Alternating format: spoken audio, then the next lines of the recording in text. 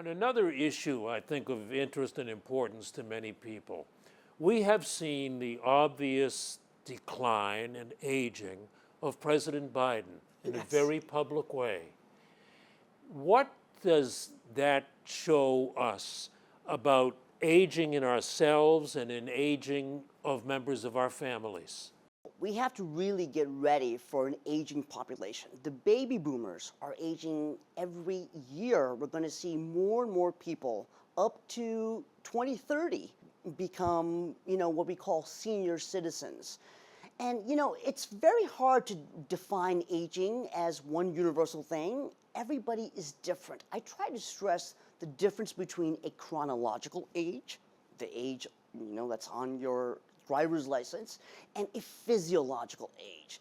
So a physiological age meaning how robust your body is or resilient your body is. Does that mean fitness? Does fitness slow aging, do you believe? Well, yes, and it's very hard, and scientists are working around the clock to figure out how aging actually works.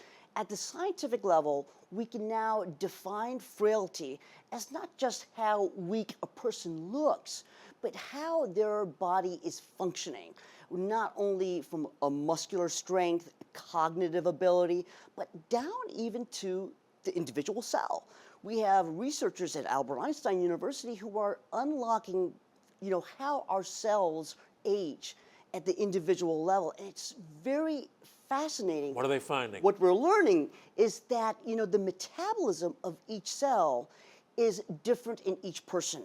And that's why in Boston, we are actually, sequencing genes of what we call super agers or super centenarians. We're seeing more people age beyond 105. Healthily. Healthily, functionally. I have personally treated patients up to age 109. And it's remarkable.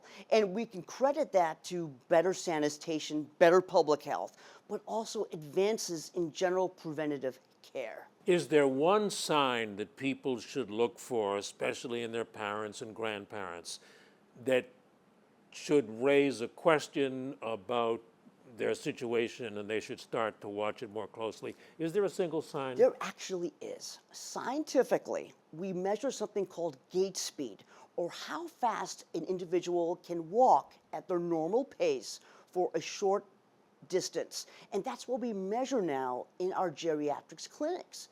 Gait speed is the most highly correlated marker of physical fitness, and it's used all around in geriatrics. I use it in my cancer patients as well.